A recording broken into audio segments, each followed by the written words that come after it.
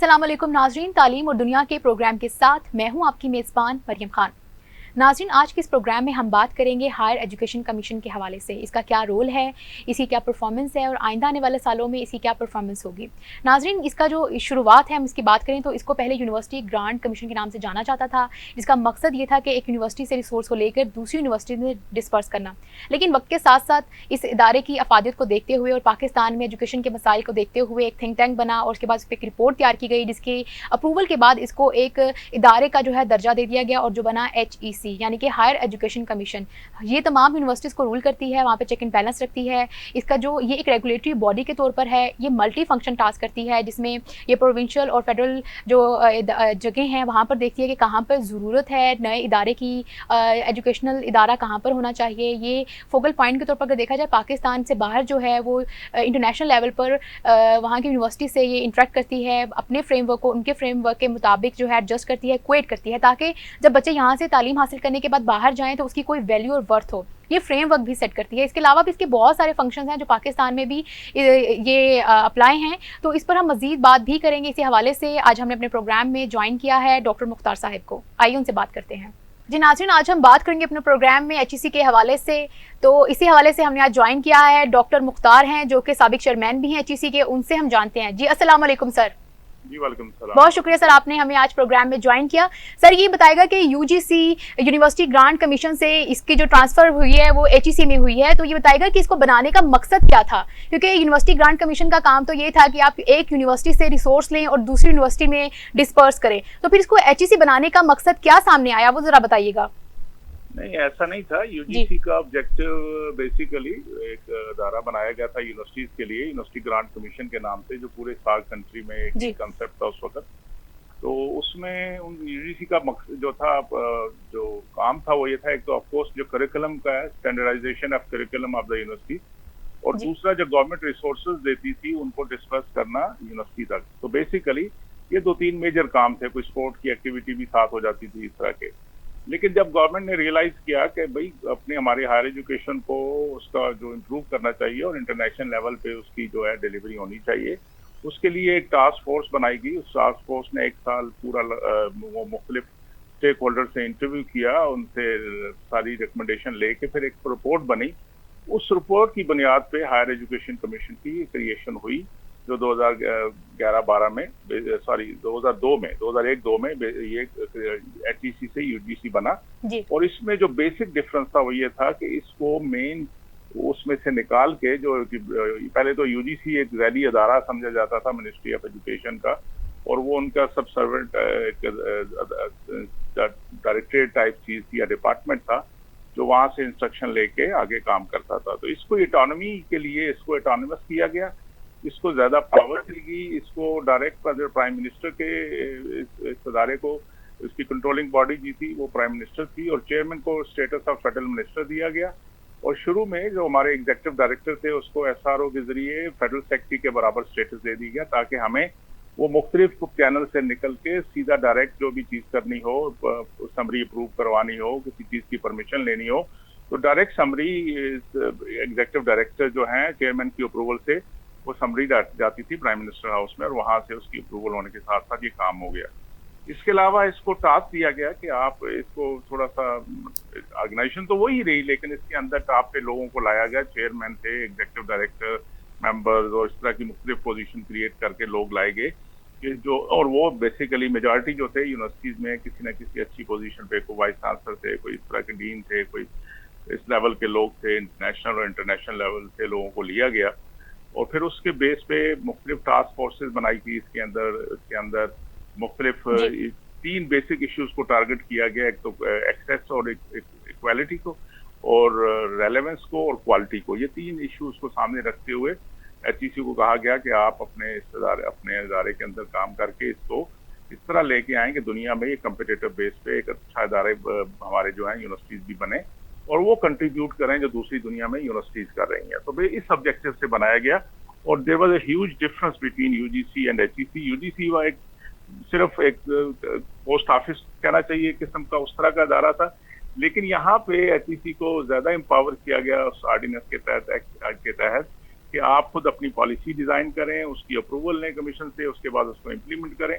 तो एचईसी को multiple tasking दी गई। क्वालिटी एश्योरेंस इसकी जिम्मेदारी थी, फंडिंग जिम्मेदारी इसकी थी। गवर्नमेंट पाकिस्तान जो फंडिंग करते थे यूनिवर्सिटी को थ्रू एचईसी करते थे, और इसको भी फार्मूला बेस्ड कंपेटिटिव बेस पे फिर फंडिंग का मैकेनिज्म बनाया गया, यूनिवर्सिटी को फंडिंग की गई। R&D की डायरेक्शन जो है रिसर्च किस तरफ होनी चाहिए इसको ये दिया गया।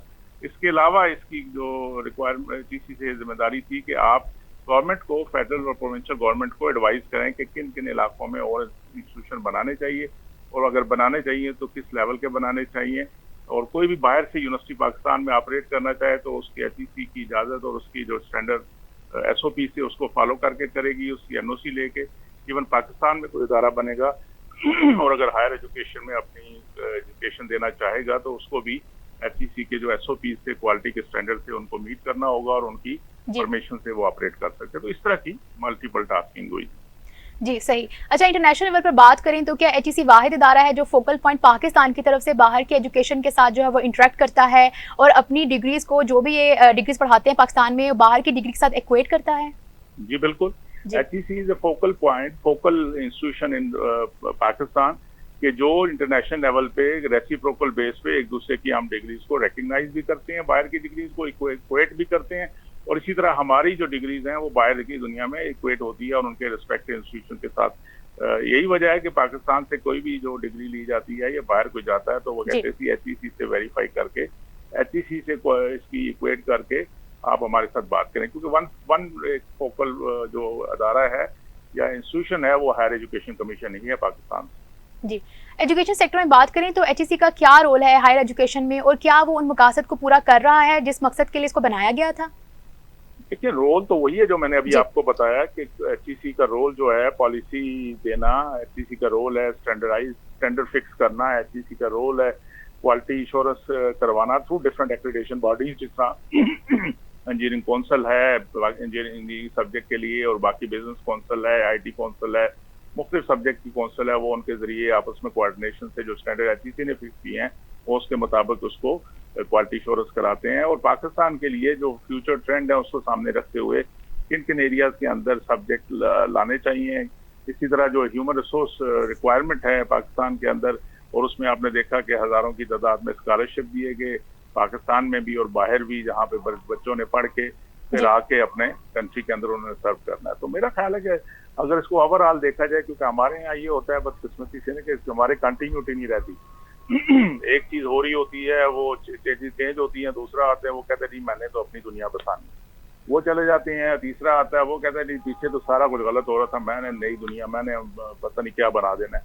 वो बदकिस्मती से हमारे यहाँ ये कल्चर बन हो चुका हुआ है। किसी भी इदारे में देख लें, ये मुल्क में देख लें कि जब चीजें चेंज होती हैं तो हालांकि एक नेचुरल प्रोसेस है चेंज का, लोग आते जाते रहते हैं, इदारे का और उसके ऑब्जेक्टिव्स को सामने रखते हुए चीजों को मूव होते रहना चाहिए। लेकिन हमारे यहाँ जो सेटबैक होता है ना जी, कि एकदम रोक दिया जाता है चीजों को, अब नई चीजें, प्रोजेक्ट गलत थे, ये सियासी थे, ये फलानी चीज थी, नई चीज शुरू करेंगे, हम इसको अमेरिका बना देंगे, हम इसको यूरोप बना देंगे, तो वो बदकिस्मती से उससे कुछ झटके जो लगते हैं उससे चीजें थोड़ी सी डिस्टर्ब होती हैं। वरना ओवरऑल देखा जाए तो इस इदारे ने पाकिस्तान में अच्छा कंट्रीब्यूट किया।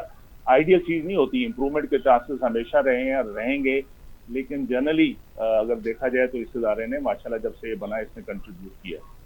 जी सही। ये भी बताएगा कि एजुकेशन की क्वालिटी को कैसे मेजर किया जाता है एचईसी के थ्रू, और अगर हम बात करें मेजर्स की तो डिग्रीज को कैसे मेजर किया जाता है कि ये डिग्री मतलब ऑथेंटिक है, ये इसकी वैल्यू होगी आगे प्रोफेशनल फील्ड में, किस तरह से देखा जाता है? देखिए, मुख्तलिफ चीजें होती हैं, ऐसी कोई यार्ड स्टिक नहीं होती कि आप कहें जी कि डिग्री को किस तरह मेजर करना है, सेंटीमीटर है, कितना थिक है पेपर इसका। बेसिकली जब बच्चे पढ़ते हैं या बच्चियां पढ़ती हैं यूनिवर्सिटी सिस्टम में, किसी भी यूनिवर्सिटी में दुनिया के, तो उसका जो मेयार देखा जाता है, वो जो प्रोडक्ट बाहर निकलता है, जिसका जो लोग बाहर निकलते हैं पढ़ के, तो वो मार्केट में क्या डिलीवर कर रहे हैं, नंबर 1। नंबर 2, उस यूनिवर्सिटी के अंदर क्वालिटी ऑफ फैकल्टी क्या है, वो क्या डिलीवर कर रहे हैं, उनका जो, अब यूनिवर्सिटी के मुख्तलिफ फंक्शंस होते हैं। मतलब university is meant to impart knowledge, उसने तालीम देनी है, वो जो टीचिंग होती है। Naturally university is meant to create knowledge, university का काम क्रिएशन ऑफ नॉलेज भी है, और जिसमें वो रिसर्च करते हैं, अच्छे अच्छे नए प्रोडक्ट, नई सर्विसेज क्रिएट करते हैं, जिसकी बेस पे सोसाइटी के अंदर अच्छी चीज़ें आती हैं, नए प्रोडक्ट्स आते हैं, नई सर्विसेज मिलती हैं, इनोवेशन होती है। इसके अलावा यूनिवर्सिटी का एक और काम भी है कि इंटीग्रेटिंग विद द सोसाइटी।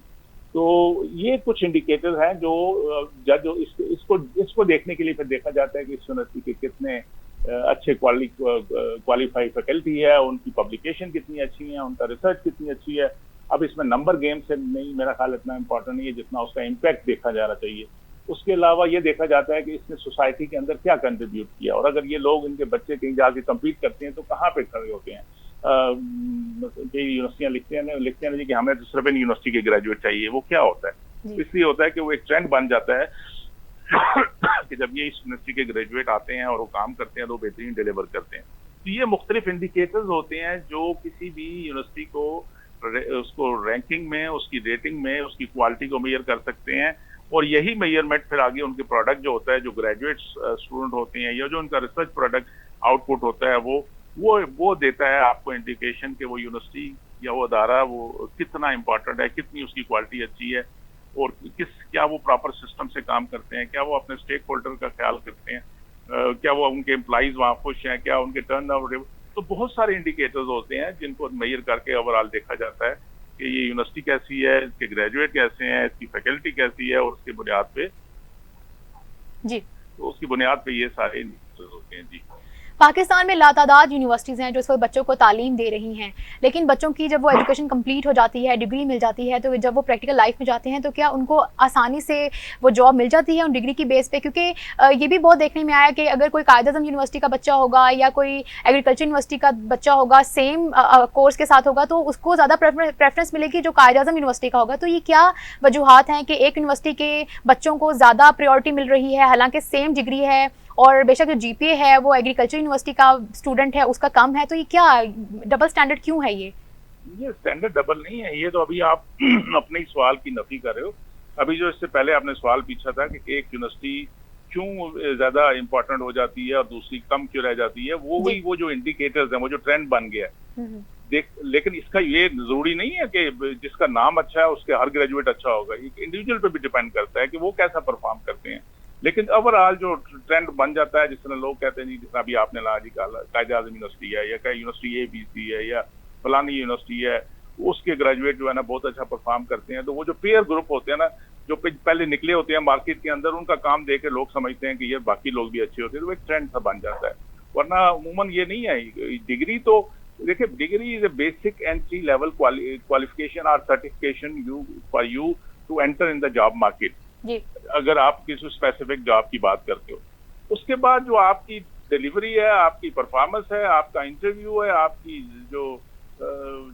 आपकी जो पर्सनालिटी को जज किया जाता है, वो जाके फिर आपको अहमियत देता है कि जनाब ये बच्चा ठीक है या ये बच्ची अच्छा परफॉर्म कर रही है, ये कम परफॉर्म कर रही है। तो नेचुरली वो इक्वल तो बच्चे नहीं होंगे ना, एक यूनिवर्सिटी के बच्चे इक्वल नहीं हो सकते।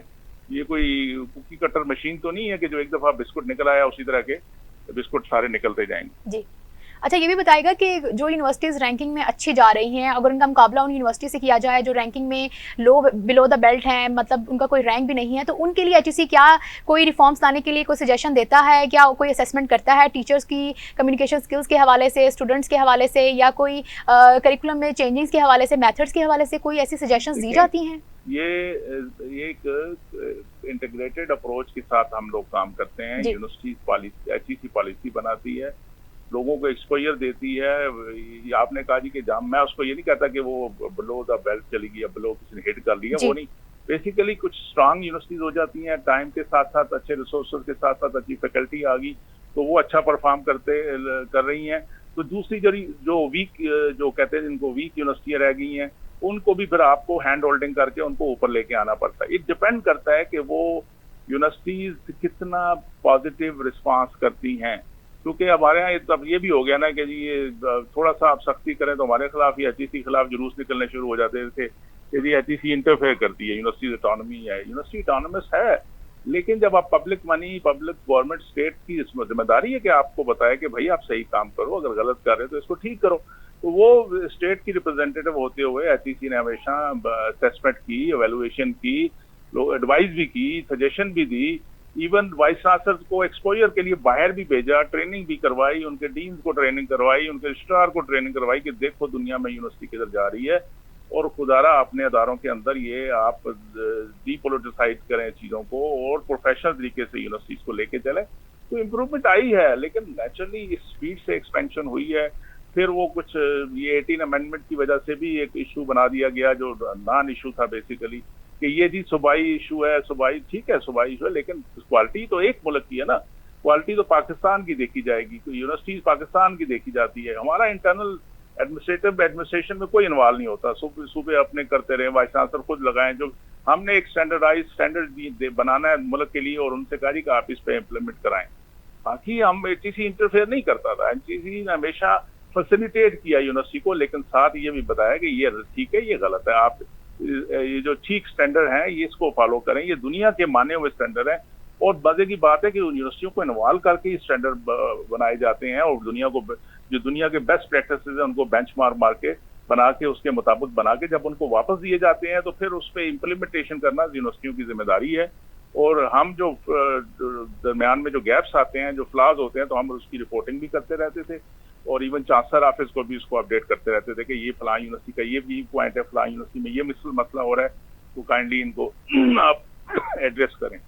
जी सही। अच्छा, ये भी बताइएगा कि एचईसी जो है ये ग्रांट्स जो है वो डेवलप करती है यूनिवर्सिटीज़ के लिए। अगर तो ये यूनिवर्सिटीज़ के लिए करती है तो वो किस बेस पे स्पेसिफिक यूनिवर्सिटीज़ को, किन प्रायोरिटीज़ बेस पे उनको वो स्कॉलरशिप देती है, या अगर वो स्टूडेंट्स को देखती है कि वो नीडी हैं, पुअर हैं, या वो डिजर्व करते हैं, उन बच्चों को दिए जाते हैं? ये ज़रा बताइएगा प्लीज़। नहीं, देखिए स्कॉलरशिप तो ओपन मेरिट पे होते हैं, उसमें जो एचईसी खुद हैंडल करती है। नेचुरली सूबाई उसमें कोटा भी होता है कि बलूचिस्तान की इतनी परसेंट है, पंजाब की इतने परसेंट है, सिंध की इतने परसेंट है, आज़ाद कश्मीर के लिए इतने परसेंट है, कि खैबर पख्तूनख्वा के लिए अपनी परसेंटेज है। With in that those percentage जो उनका अपना मेरिट बनता है, मेरिट पे ही एचईसी उसको स्कॉलरशिप को इंडिपेंडेंटली उसको अवार्ड करती है। जहां तक यूनिवर्सिटीज को जो स्कॉलरशिप दी जाती है उनकी नीड के बेस पे उनके डेवलपमेंट प्रोजेक्ट के अंदर वो दिए जाते हैं, और उसमें भी उनसे यही कहा जाता है कि आप एसओपी फॉलो करेंगे मेरिट का, और वो फिर यूनिवर्सिटी उसको प्रोसेस करती है। वहाँ पे जब शिकायत आती है तो हम रोक भी लेते हैं कि नहीं, आपने मेरिट को डेविएट किया है, अब मेरिट के मुताबिक दें। हमारा सिर्फ ये इंटरेस्ट होता है कि किसी के साथ ज्यादती ना हो, जिसका हक है उसको मिले। तो बेसिक ये तो स्कॉलरशिप और इस तरह की चीजें। जहां तक आप ग्रांट्स की बात करते हो, तो ग्रांट्स का एक फार्मूला बेस्ड ग्रांट का मैकेनिज्म एचईसी ने इवाल्व किया था, और वो बड़ा अच्छा कॉम्प्रिहेंसिव था। ठीक है, उसमें इम्प्रूवमेंट भी आनी चाहिए साथ साथ, लेकिन वो हम किसी एक इंडिविजुअल को फेस को देख के या उसको देख के नहीं, बल्कि उनकी नीड और उसके कितने स्टूडेंट हैं, किसके सब्जेक्ट में हर एक को वेटेड वैल्यू दी हुई है और किस लेवल पे हैं, उसके मुताबिक हर एक की ग्रांट बनती है और उसको दी जाती है। और उसके अलावा ऑन टॉप ऑफ दैट कुछ फंड रखे जाते हैं कि किसी को अनफोर्सीन इशू आ गया, कोई मसला आ गया, खुदा ना खासा कोई नुकसान हो गया उनका, या उनको कोई इमरजेंसी आ गई, तो उसमें भी एचईसी गवर्नमेंट से रिसोर्सेज लेके उनको प्रोवाइड करती है। जी। अच्छा, बच्चों की बहुत ज़्यादा बच्चों की शिकायत ये भी सामने आई है कि यूनिवर्सिटी लेवल पर सॉफ्ट स्किल पर बच्चों की इतनी ज़्यादा ध्यान नहीं दिया जाता, क्योंकि जो पढ़ाया जाता है वो प्रैक्टिकल लाइफ में उनके किसी भी लेवल पर असिस्ट नहीं करता। तो आपको क्या लगता है कि हमें अमेंडमेंट्स की ज़रूरत है? हमारे निसाब में कोई ऐसी क्लासेस लेनी चाहिए जहाँ पर उनकी कम्युनिकेशन स्किल्स भी इम्प्रूव हो सकें? बात यह है, ये तो या तो फिर एचईसी सारी यूनिवर्सिटियां खुद संभाल के खुद करना शुरू कर दे, वो तो हो नहीं सकता जी। हर यूनिवर्सिटी ने की ऑटोनॉमी को मद्देनजर रखते हुए हम सिर्फ फैसिलिटेट कर सकते हैं, उनको बेस्ट प्रैक्टिसेस की एग्जांपल दे सकते हैं, उसके साथ मिलकर हम मुख्तलिफ एक्टिविटीज करते हैं, उनकी ट्रेनिंग करवाते हैं, वर्कशॉप करवाते हैं कि देखो ये इशू है। अब ये यूनिवर्सिटी एडमिनिस्ट्रेशन, यूनिवर्सिटी की जो गवर्नेंस है, जो उसका वाइस चांसलर है, डीन साहबान है, चेयरमैन है, हेड ऑफ डिपार्टमेंट्स हैं, उनकी जिम्मेदारी है कि बेस्ट प्रैक्टिसेस को सामने रखते हुए वो डिलीवर करें। इवन हम टीचर ट्रेनिंग भी कराते हैं, कि फैकल्टी ट्रेनिंग के हमारा पूरा लर्निंग इनोवेशन का डिपार्टमेंट हमारा था एलआई, उसके अंदर हम यहाँ भी करवाते हैं, तो यूनिवर्सिटी लेवल पे भी हम मुख्तलिफ ट्रेनिंग करवाते हैं कि देखो उन्हीं की रिकॉर्डिंग करके, उनके लेक्चर रिकॉर्ड करके, उनके वीडियो बना के उनको सामने क्रिटिक सामने बिठा के बताते हैं कि देखें आप इसमें ये गलती कर रहे हैं। तो ये तो अब नेचुरली जो शिकायत हैं वो तो अब तो शिकायत तो हर बंदा फॉर सेक ऑफ शिकायत भी होती है, लेकिन ग्राउंड रियलिटी भी कुछ है, ये भी है कि फैकल्टी को अच्छी ट्रेनिंग तैयारी करके और अच्छे लेवल पे डिलीवरी, आपको अच्छा टीचर वो होता है कि जो वीकेस्ट स्टूडेंट को भी सामने रख के ये कोशिश करे कि उसको भी समझ आ रही है और उसको अपने साथ लेके चले। ये नहीं कि आके आंखें बंद करके व्हाइट बोर्ड पे लिखना शुरू करके या पावर पॉइंट स्लाइडें दिखा के चला जाए, उससे बेहतर है कि ना पढ़ाएं उससे। ये अब यूनिवर्सिटी की जिम्मेदारी है कि देखें कि उनकी डिलीवरी मैकेनिज्म अच्छा है कि नहीं है, और उसको आज तो वक्त चेंज हो गया, अब तो कोई वो थ्योरी के ज्यादा प्रैक्टिकल पे बात होती है, अब तो ज्यादा पार्टिसिपेटिव मैनेजमेंट है। लर्निंग आउटकम को सामने रख के आपको अपने लेक्चर तैयार करने होते हैं और पढ़ाना होता है। तो ये बिल्कुल जहाँ शिकायत है उसको एड्रेस करना चाहिए उस यूनिवर्सिटी। जी, अच्छा हम बात करेंगे पीएचडी स्टूडेंट्स की। हमारी यूनिवर्सिटी जो है, पीएचडी स्टूडेंट्स हैं वो हज़ारों की तादाद में हर साल जो है पास आउट होते हैं। अगर उनकी पब्लिकेशंस की बात की जाए तो उनकी पब्लिकेशंस भी सामने आती हैं, लेकिन जिस तरह से पब्लिकेशन सामने आती हैं रिसर्च के हवाले से, हमारी सोशो इकोनॉमिक जो इम्प्रूवमेंट है वो नज़र नहीं आ रही। इसकी क्या वजह है? क्या हमारा रिसर्च वर्क है वो स्टैंडर्ड पर मीट नहीं कर रहा? मैं आपका वैसे पूरा सवाल सही समझा नहीं, लेकिन अगर मैं सही समझा हूँ तो आप कह रहे हो कि क्वालिटी हमारी रिसर्च की वो नहीं है जी, जो डायरेक्ट इम्पैक्ट डाले अपने socio economic development of the country. जी बिल्कुल सही कह रही हैं आप। जी जी बिल्कुल। क्योंकि research for the sake of research जो हमारे यहाँ कल्चर बन चुका हुआ था ना, जी जी, पहले तो रिसर्च होती ही नहीं थी। जब एचईसी बना उस वक्त इतने कुछ रिसर्च पे ज्यादा जोर नहीं था। चंद यूनिवर्सिटी के जो जिनके यहाँ थोड़ा बहुत रिसर्च पे काम हो रहा था बड़ी बड़ी यूनिवर्सिटी में, बाकी जनरली यूनिवर्सिटियों में रिसर्च का इतना नहीं था। टोटल पब्लिकेशन मेरा ख्याल है पाकिस्तान से 800 के करीब कितने आती थी साल के अंदर। तो एचईसी ने रिसर्च पे काफी फोकस डाला, लेकिन जब आप फोकस डालते हो ना तो भेड़ चाल हमारे यहाँ हो जाती है। तो फिर ये हुआ कि सारे लोगों ने नंबर गेम की चक्कर में भागना शुरू कर दिया, और बजाय इसके कि वो क्वालिटी पे फोकस करें, वो उसके इम्पैक्ट पे फोकस करें कि भाई ये रिसर्च हम क्यों कर रहे हैं, इसका फायदा क्या है। तो वो नंबर गेम की तरफ भागने शुरू हो गए जी। क्योंकि रिक्वायरमेंट ये है जी कि प्रोफेसर बनने के लिए इतने पेपर चाहिए, क्योंकि रिक्वायरमेंट ये है कि जो ज्यादा पेपर पब्लिश करेगा उसको उसका कुछ प्रोडक्टिविटी अलाउंस मिलेगा, तो वो उस तरफ दौड़ पड़े। तो ये बैलेंस होना चाहिए। वो यूनिवर्सिटीज को देखना है कि वो किस किस्म की रिसर्च करा रहे हैं। एचईसी भी डेफिनेटली उसकी जिम्मेदारी भी है, लेकिन फिर वही कहकर हर काम एचईसी या गवर्नमेंट पाकिस्तान ने नहीं करना होता। जो इतने अदारे बड़े बड़े यूनिवर्सिटीज बनी हैं उनका भी जिम्मेदारी है कि वो देखें कि वो किस किस्म की, उनका जो डायरेक्टरेट ऑफ रिसर्च होता है, एडवांस स्टडीज होता है, कि वो देखे, वाइस चांसलर देखे, उनके ग्रुप जो है, ग्रुप ऑफ प्रोफेसर या डीन बैठ के देखें कि हम किस तरफ जा रहे हैं, क्या इस रिसर्च का किसी को फायदा है कि नहीं फायदा है। लोग कहते हैं ना जी कि इनके पास इतने पब्लिकेशन है, इनके वो सीवी जो है ना इतना मोटा हो जाता है कि वो थीसिस के से भी ज्यादा मोटा उनका थीसिस होता है, क्योंकि पेपर नंबर ये पेपर।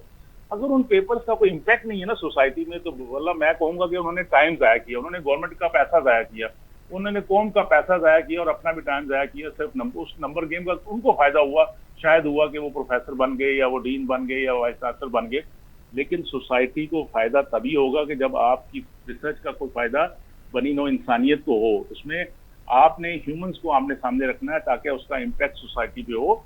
और नेचुरली मैं आपसे एग्री करता हूं कि वो रिसर्च की तरफ आना चाहिए जिससे हमारे रियल इश्यूज को एड्रेस हो, हमारे सोशल इशू एड्रेस हो, हमारे इकोनॉमिकल इशू एड्रेस हो, हमारे इवन पॉलिटिकल इश्यूज एड्रेस हो। तो हमें रियल रिसर्च और रियल इम्पैक्ट बेस्ड रिसर्च की तरफ आना चाहिए। और उसके लिए एचईसी ने पिछले उस दौर में हमने एक नया स्लोगन दिया था कि from impact factor to impact, कि हमें फैक्टर नहीं चाहिए, नंबर नहीं चाहिए, हमें ये चाहिए कि आपकी रिसर्च का फायदा क्या है, उसका इम्पैक्ट क्या है सोसाइटी पे। तो उस तरफ लोगों को पुश करने की कोशिश की। आई होप कि ये चीजें आप उस तरफ आ रही होंगी। जी, अच्छा ये बताइएगा कि आपको लगता है कि जो पाकिस्तान के स्टेक होल्डर्स हैं वो एचईसी के साथ मुखलिस हैं? पाकिस्तान के साथ पता नहीं हम कितने मुखलिस हैं, पहला सवाल तो ये होना चाहिए एचईसी के हवाले से। एचईसी के हवाले से नहीं, मैं जनरल भी बात कर रहा हूँ ना कि हम कितने मुखलिस हैं पाकिस्तान के लिए, अपनी जात से बाहर निकलता ही नहीं कुछ। तो जहां तक एचईसी से मुखलिस होने का ताल्लुक है, भाई एचईसी से बेशक मुखलिस ना हो, अपने काज से, क्योंकि हमने ये देखा है ना कि जो भी इंजीनियर्स बनते हैं, अभी बहुत सारे जो सोशल मीडिया पे आप देख सकते हैं कि डिग्रियां मिल जाती हैं, लेकिन वो हमेशा प्राइवेट अगर कारोबार भी करते हैं तो कोई बर्गर्स की और कोई फूड की से रिलेटेड बिल्कुल जो डिग्री से हटकर जो है वो पेशा जो है अडॉप्ट करता है। तो इस बारे में आप क्या कहेंगे? ये तो सवाल और हो गया ना। पहला सवाल आपका मुखलिस होने के नाते था, तो नेचुरली जब कोई काम करता है तो उस पे प्रेशर भी आता है, और वो जितना काम करता है हो सकता है उतनी गलतियां भी करता हो। तो एचईसी ने माशाल्लाह बहुत काम किया, तो हमें क्रिटिसिज्म भी होता है, तो वो कोई बात नहीं, पॉजिटिव क्रिटिसिज्म होना चाहिए, चीजें इंप्रूव होती हैं। अब आता है जहां तक कि जी लोग डिग्रियां लेते हैं और उनको जॉब नहीं मिलती। अब ये अगेन एक होलिस्टिक अप्रोच के साथ देखना होगा कि हमारी सोसाइटी के अंदर कितनी जो है ग्रोथ हो रही है, हमारे यहाँ नए इंस्टीट्यूशन कितने बन रहे हैं, हमारे यहाँ कितनी जॉब्स क्रिएशन हो रही है, हमारे यहाँ कितने अपॉर्चुनिटीज अवेलेबल। हमारे बच्चे ही जब बाहर जाते हैं तो कमाल करते हैं जब उनको एक अच्छी एनवायरनमेंट मिलती है। तो क्या हमारी सोसाइटी हमारी बाकी डिपार्टमेंट जो अपना रोल प्ले कर रहे हैं कि वो एक अच्छी इन्वायरमेंट दें और लोगों को मोटिवेट करें कि वो इस तरफ फील्ड की तरफ आए, क्योंकि बेहद चाल भी है ना, इंजीनियर बनना है, सब इंजीनियर के पीछे भाग पड़ते हैं बगैर सोचे समझे कि क्या हमें इसका एप्टीट्यूड भी है, हमारे अंदर कोई इंटरेस्ट भी है कि नहीं है। जबरदस्ती जो घर वाले कहते हैं ना, ये बेटा मेरा डॉक्टर ही बनेगा, तो मैंने कई लोगों को देखा है वो MBBS करके वो डिग्री घर वालों को भेज देते हैं, यदि आपने कहा था डॉक्टर बने, हम बन गए, अब हम जो अपना काम करेंगे। तो यहाँ पर फॉल्ट आप किसका देखते हैं? पेरेंट्स का देखते हैं जो उन्होंने उस तरफ उसको मोटिवेट नहीं किया, या फिर जो इंस्टीट्यूट में वो पढ़ रहे थे उन्होंने उसको प्रमोट नहीं किया कि आपको अपनी डिग्री को आगे लेकर चलना चाहिए? कहाँ पे फ्लॉज आप देखते हैं? फिर मैं आपसे ये कहूँ ना, डिग्री एक बेसिकली आपको थोड़ा सा एक सर्टिफिकेशन देती है कि आप इस फील्ड के अंदर इस लेवल तक आपको आना, चीजें को समझ होगी। डिग्री रीजन नहीं देती कि आप इसमें परफेक्ट हो जाते हैं। देखें, ये बहुत सी चीजें इसमें इम्पैक्ट करती हैं। आपके पेयर ग्रुप का प्रेशर होता है, आपके पेरेंट्स का प्रेशर होता है, आपकी सोसाइटी में आप देखते हो कि यार ये बच्चे जो निकले हैं इनको ज्यादा अप्रिसिएशन हो रही है मार्केट के अंदर, इनको बड़े अच्छे अच्छे लोग इनकी तारीफें कर रहे हैं, तो हर कोई उस तरफ भागने की कोशिश करता है। क्योंकि हमारे यहाँ पॉपुलेशन बहुत ज्यादा है माशाल्लाह। हमारी यूथ इस वक्त भी तकरीबन 10% अब वो बच्चे जो यूनिवर्सिटी में होना चाहिए, उसमें से 100 में से 10 बच्चों को एक्सेस मिल रही है, 90% अभी भी बाहर है। लेकिन उसके मुकाबले में अपॉर्चुनिटी जो सोसाइटी क्रिएट करती है, गवर्नमेंट क्रिएट करती है, फिलैंथ्रोपिस्ट क्रिएट करते हैं, बिजनेसमैन क्रिएट करते हैं, वो अभी क्रिएशन नहीं हो रही। तो उसकी वजह से वो बैलेंस डिस्टर्ब है और बच्चों को इमीडिएटली वो, आप देखें ना, हजारों की तादाद में इंजीनियर निकलेंगे और अगर आगे अपॉर्चुनिटी नहीं है और डेवलपमेंट भी प्रॉपरली नहीं हो रही, काम चलते हुए रुक जाते हैं जैसे जैसे चेंजेस आती हैं सोसाइटी के अंदर, तो फिर तो वो किधर जाएंगे? तो फिर उन्होंने कुछ तो करना है ना।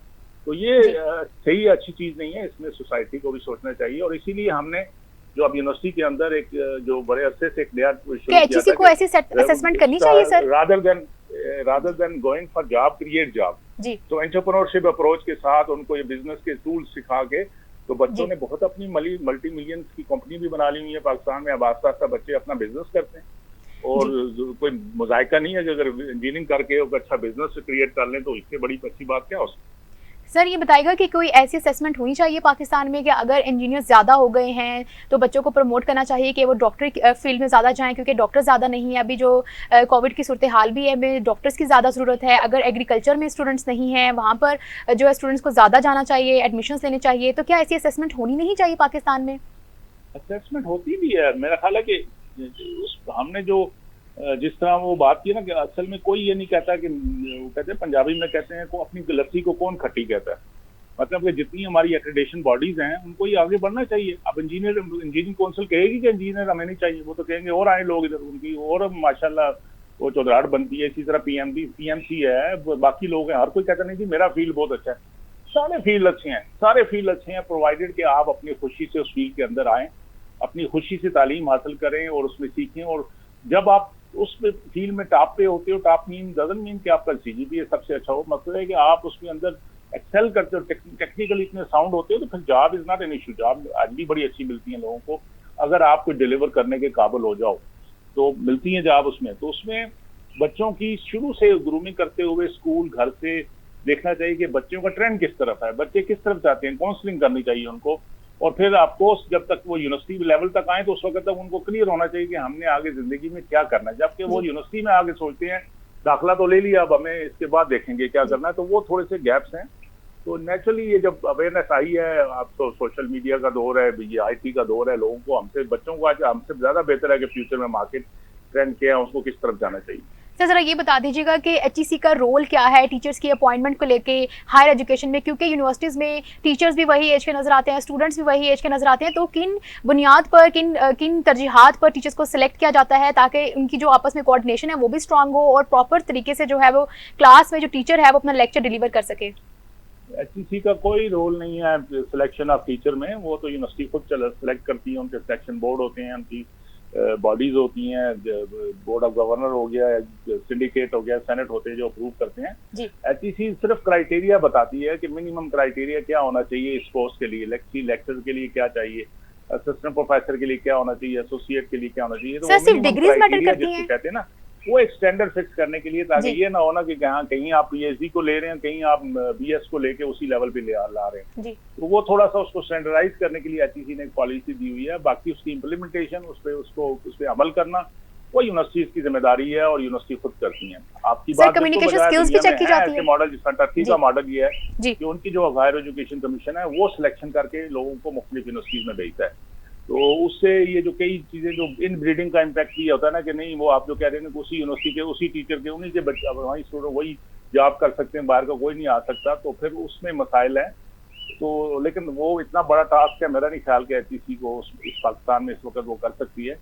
जो सिस्टम है उसको अगर सही तरीके से इम्प्लीमेंट किया जाए, जो रूल रेगुलेशन है उनको अगर सही तरीके से इम्प्लीमेंट किया जाए, तो मेरा नहीं ख्याल कि अच्छे रिजल्ट नहीं आ सकते, जरूर आएंगे। लेकिन मसला कुछ होता है और है, आपको पता है प्रेशर्स होते हैं, सिफारिशें होती हैं, ये सारी चीजें भी तो चलती हैं ना, इसको हम डिनाई तो नहीं कर सकते। बहुत शुक्रिया डॉक्टर मुख्तार हमारे प्रोग्राम में साथ थे, इन्होंने हमें हमारे सवालात के जवाब दिए। नाज़रीन प्रोग्राम के इख्तिताम में आपको बताते चलें कि हायर एजुकेशन कमीशन की जो अहमियत है वो पाकिस्तान में सबसे ज़्यादा है, क्योंकि कोई भी यूनिवर्सिटी की डिग्री जो है जब तक वेरीफाई नहीं करके देगी एचईसी, हम उसको रिकमेंड नहीं कर सकते, आगे जॉब के लिए उसको यूटिलाइज नहीं कर सकते। हमने आज अपने प्रोग्राम में बात की एचईसी के मकासद के हवाले से, उसके क्या ज़रूरत थी, उसकी फ्यूचर में क्या क्या इंपॉर्टेंस थी जो उसको यूजीसी से एचईसी में कन्वर्ट किया गया, और इसके अलावा हमने देखा कि एचईसी जो है वो यूनिवर्सिटीज़ को रन करने के लिए कितनी अहम है, स्टूडेंट्स के लिए, टीचर्स के लिए, उनके असेसमेंट्स के लिए कितना ज़्यादा इसका अहम रोल है। इसी के साथ अपनी मेज़बान मरियम खान को दीजिए इजाज़त। मुलाकात होगी अगले प्रोग्राम में नए मेज़बान और नए टॉपिक के साथ। इसी के साथ अल्लाह हाफ़िज़।